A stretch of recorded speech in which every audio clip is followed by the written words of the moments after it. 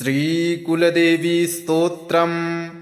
ॐ नमस्ते कुलदेवी कुलाराध्या कुलेश्वरी कुलसंरक्षणी माता कौलिकज्ञानप्रकाशिनी वन्दे श्रीकुलपूज्या कुलाम्बा कुलरक्षिणी वेदमाता जगन्माता लोकमाता हितैषिणी आदिशक्तिसमुद्भूता त्वया हि सम्पूर्ण जगत् विश्ववन्द्यां महाघोरां त्राहि मां शरणागतं त्रैलोक्यहृदयं शोभे देवी त्वं परमेश्वरी भक्तानुग्रहकारिणी त्वं कुलदेवी नमोऽस्तुते महादेवप्रियं करी बालानां हितकारिणी कुलवृद्धिकरी माता त्राहि मां शरणागतं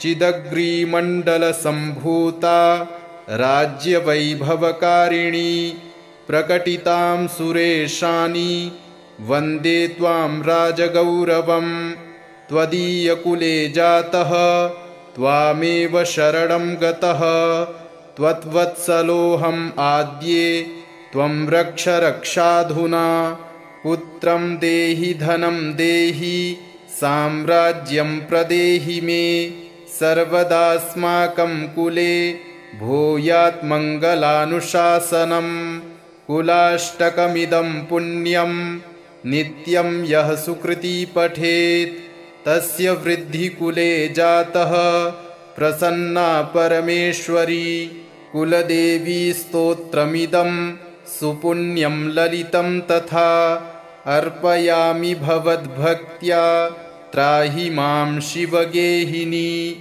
ॐ नमस्ते कुलदेवी कुलाराध्या कुलेश्वरी कुलसंरक्षणी माता कौलिकज्ञानप्रकाशिनी वन्दे श्रीकुलपूज्या कुलाम्बा कुलरक्षिणी वेदमाता जगन्माता लोकमाता हितैषिणी आदिशक्तिसमुद्भूता त्वया हि सम्पूर्ण जगत् विश्ववन्द्यां महाघोरां त्राहि मां शरणागतं त्रैलोक्यहृदयं शोभे देवी त्वं परमेश्वरी भक्तानुग्रहकारिणी त्वं कुलदेवी नमोऽस्तुते महादेवप्रियं करी बालानां हितकारिणी कुलवृद्धिकरी माता त्राहि मां शरणागतं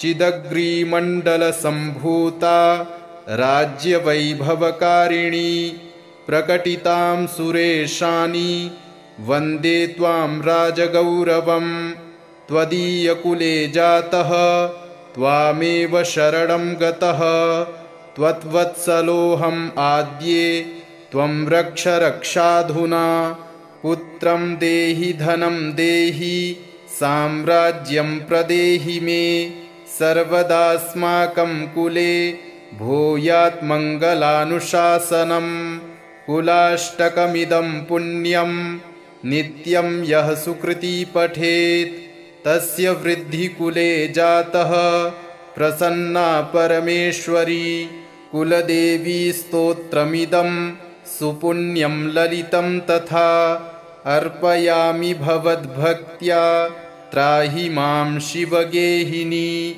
ॐ नमस्ते कुलदेवी कुलाराध्या कुलेश्वरी कुलसंरक्षणी माता कौलिकज्ञानप्रकाशिनी वन्दे श्रीकुलपूज्या कुलाम्बा कुलरक्षिणी वेदमाता जगन्माता लोकमाता हितैषिणी आदिशक्तिसमुद्भूता त्वया हि सम्पूर्ण जगत् विश्ववन्द्यां महाघोरां त्राहि मां शरणागतं त्रैलोक्यहृदयं शोभे देवी त्वं परमेश्वरी भक्तानुग्रहकारिणी त्वं कुलदेवी नमोऽस्तुते महादेवप्रियं करी बालानां हितकारिणी कुलवृद्धिकरी माता त्राहि मां शरणागतं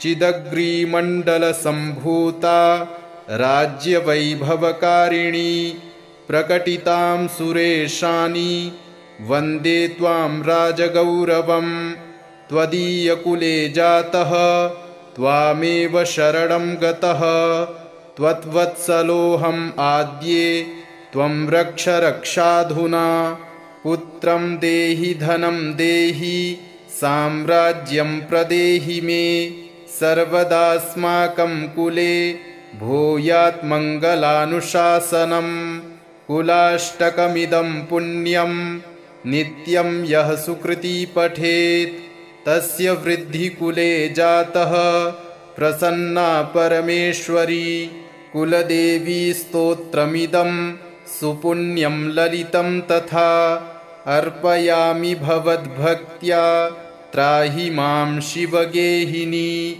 ॐ नमस्ते कुलदेवी कुलाराध्या कुलेश्वरी कुलसंरक्षणी माता कौलिकज्ञानप्रकाशिनी वन्दे श्रीकुलपूज्या कुलाम्बा कुलरक्षिणी वेदमाता जगन्माता लोकमाता हितैषिणी आदिशक्तिसमुद्भूता त्वया हि सम्पूर्णजगत् विश्ववन्द्यां महाघोरां त्राहि मां शरणागतं त्रैलोक्यहृदयं शोभे देवी त्वं परमेश्वरी भक्तानुग्रहकारिणी त्वं कुलदेवी नमोऽस्तु ते महादेवप्रियं करी बालानां हितकारिणी कुलवृद्धिकरी माता त्राहि मां शरणागतं चिदग्रीमण्डलसम्भूता राज्यवैभवकारिणी प्रकटितां सुरेशानि वन्दे त्वां राजगौरवं त्वदीयकुले जातः त्वामेव शरणं गतः त्वद्वत्सलोऽहम् आद्ये त्वं रक्ष रक्षाधुना पुत्रं देहि धनं देहि साम्राज्यं प्रदेहि मे सर्वदास्माकं कुले भूयात् मङ्गलानुशासनं कुलाष्टकमिदं पुण्यं नित्यं यः सुकृती पठेत् तस्य वृद्धिकुले जातः प्रसन्ना परमेश्वरी कुलदेवी स्तोत्रमिदं सुपुण्यं ललितं तथा अर्पयामि भवद्भक्त्या त्राहि मां शिवगेहिनी। ॐ नमस्ते कुलदेवी कुलाराध्या कुलेश्वरी कुलसंरक्षणी माता कौलिकज्ञानप्रकाशिनी वन्दे श्रीकुलपूज्या कुलाम्बा कुलरक्षिणी वेदमाता जगन्माता लोकमाता हितैषिणी आदिशक्तिसमुद्भूता त्वया हि सम्पूर्णजगत् विश्ववन्द्यां महाघोरां त्राहि मां शरणागतं त्रैलोक्यहृदयं शोभे देवी त्वं परमेश्वरी भक्तानुग्रहकारिणी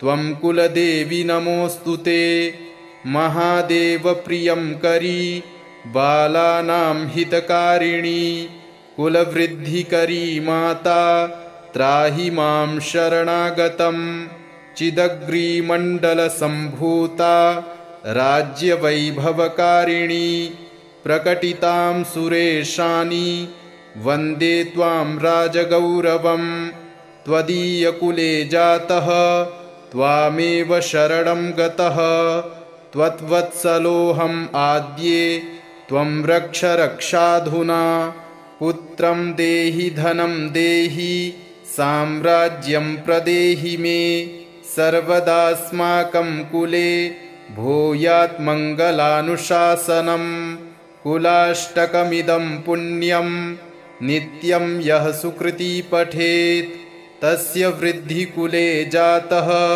प्रसन्ना परमेश्वरी कुलदेवी स्तोत्रमिदं सुपुण्यं ललितं तथा अर्पयामि भवद्भक्त्या त्राहि मां शिवगेहिनी। ॐ नमस्ते कुलदेवी कुलाराध्या कुलेश्वरी कुलसंरक्षणी माता कौलिकज्ञानप्रकाशिनी। वन्दे श्रीकुलपूज्या कुलाम्बा कुलरक्षिणी। वेदमाता जगन्माता लोकमाता हितैषिणी। आदिशक्तिसमुद्भूता त्वया हि सम्पूर्णजगत्। विश्ववन्द्यां महाघोरां त्राहि मां शरणागतं।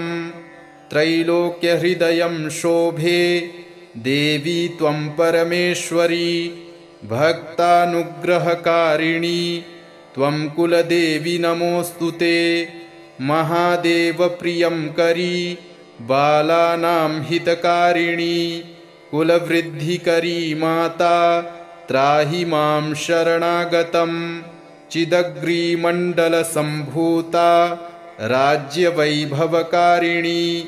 प्रकटितां सुरेशानि वन्दे त्वां राजगौरवं।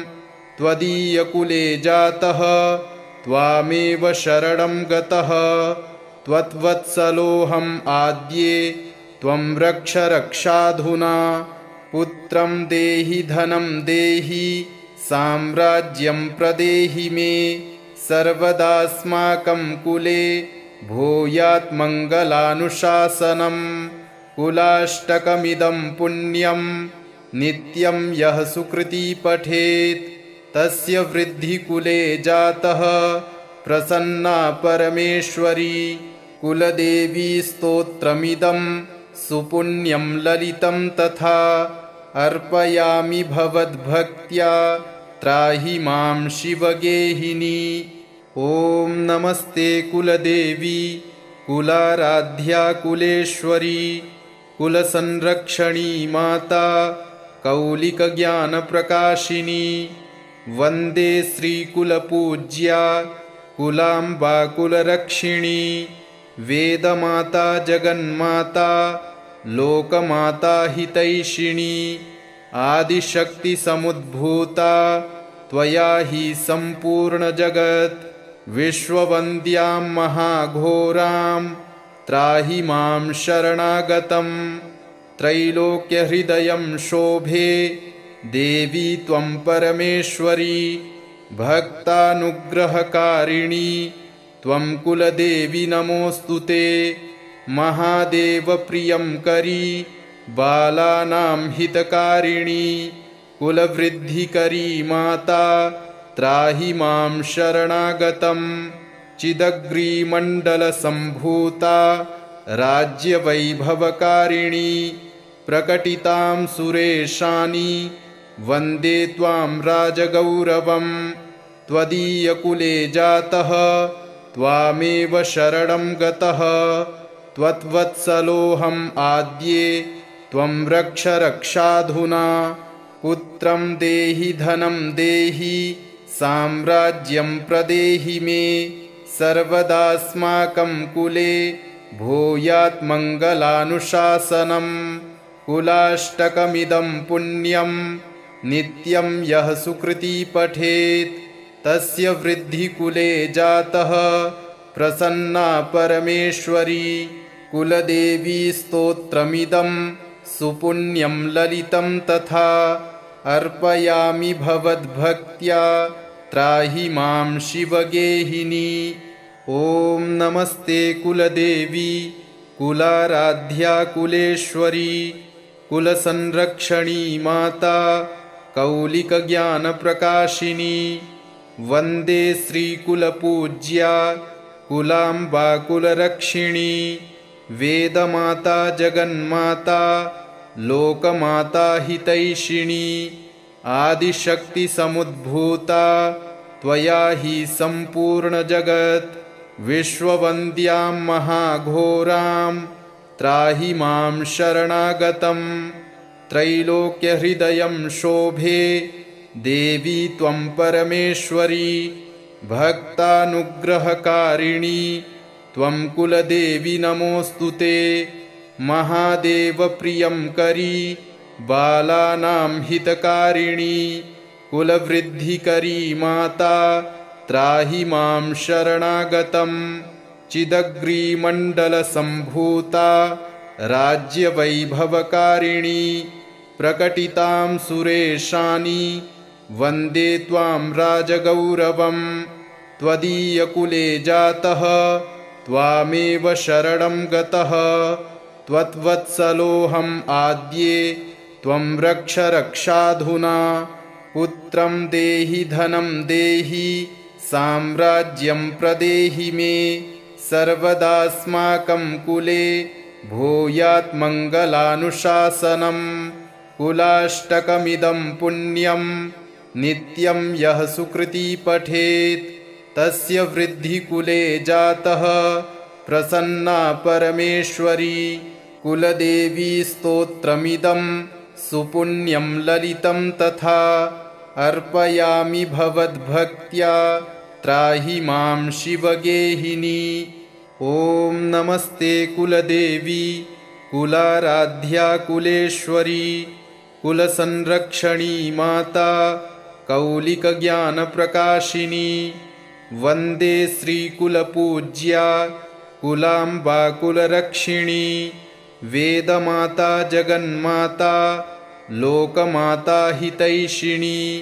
आदिशक्तिसमुद्भूता त्वया हि सम्पूर्णजगत् विश्ववन्द्यां महाघोरां त्राहि मां शरणागतं। त्रैलोक्यहृदयं शोभे देवी त्वं परमेश्वरी भक्तानुग्रहकारिणी त्वं कुलदेवी नमोऽस्तु ते।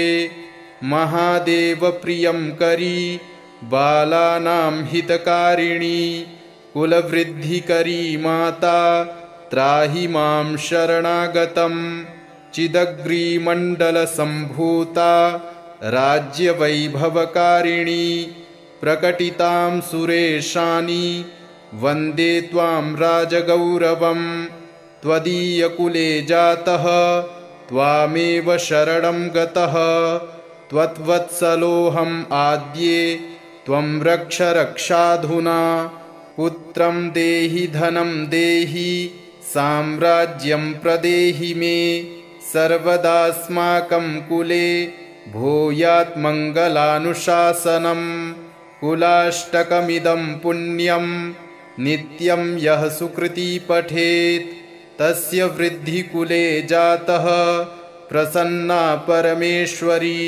कुलदेवी स्तोत्रमिदं सुपुण्यं ललितं तथा अर्पयामि भवद्भक्त्या त्राहि मां शिवगेहिनी। ॐ नमस्ते कुलदेवी कुलाराध्या कुलेश्वरी कुलसंरक्षणी माता कौलिकज्ञानप्रकाशिनी। वन्दे श्रीकुलपूज्या कुलाम्बा कुलरक्षिणी। वेदमाता जगन्माता लोकमाता हितैषिणी। आदिशक्तिसमुद्भूता त्वया हि सम्पूर्णजगत् विश्ववन्द्यां महाघोरां त्राहि मां शरणागतं। त्रैलोक्यहृदयं शोभे देवी त्वं परमेश्वरी भक्तानुग्रहकारिणी त्वं कुलदेवी नमोऽस्तु ते। महादेवप्रियङ्करी बालानां हितकारिणी कुलवृद्धिकरी माता त्राहि मां शरणागतं। चिदग्रीमण्डलसम्भूता राज्यवैभवकारिणी प्रकटितां सुरेशानि वन्दे त्वां राजगौरवम्। त्वदीयकुले जातः त्वामेव शरणं गतः त्वद्वत्सलोऽहम् आद्ये त्वं रक्ष रक्षाधुना। पुत्रं देहि धनं देहि साम्राज्यं प्रदेहि मे सर्वदास्माकं कुले भूयात् मङ्गलानुशासनम्। कुलाष्टकमिदं पुण्यं नित्यं यः सुकृती पठेत् तस्य वृद्धिकुले जातः प्रसन्ना परमेश्वरी कुलदेवी स्तोत्रमिदं सुपुण्यं ललितं तथा अर्पयामि भवद्भक्त्या त्राहि मां शिवगेहिनी। ॐ नमस्ते कुलदेवी कुलाराध्या कुलेश्वरी कुलसंरक्षणी माता कौलिकज्ञानप्रकाशिनी वन्दे श्रीकुलपूज्या कुलाम्बा कुलरक्षिणी वेदमाता जगन्माता लोकमाता हितैषिणी आदिशक्तिसमुद्भूता त्वया हि सम्पूर्णजगत् विश्ववन्द्यां महाघोरां त्राहि मां शरणागतं त्रैलोक्यहृदयं शोभे देवी त्वं परमेश्वरी भक्तानुग्रहकारिणी त्वं कुलदेवी नमोऽस्तु ते महादेवप्रियं करी बालानां हितकारिणी कुलवृद्धिकरी माता त्राहि मां शरणागतं चिदग्रीमण्डलसम्भूता राज्यवैभवकारिणी प्रकटितां सुरेशानि वन्दे त्वां राजगौरवं त्वदीयकुले जातः त्वामेव शरणं गतः त्वद्वत्सलोऽहम् आद्ये त्वं रक्ष रक्षाधुना पुत्रं देहि धनं देहि साम्राज्यं प्रदेहि मे सर्वदास्माकं कुले भूयात् मङ्गलानुशासनं कुलाष्टकमिदं पुण्यं नित्यं यः सुकृती पठेत् तस्य वृद्धिकुले जातः प्रसन्ना परमेश्वरी कुलदेवी स्तोत्रमिदं सुपुण्यं ललितं तथा अर्पयामि भवद्भक्त्या त्राहि मां शिवगेहिनी। इति श्रीकुलदेवी स्तोत्रं सम्पूर्णम्।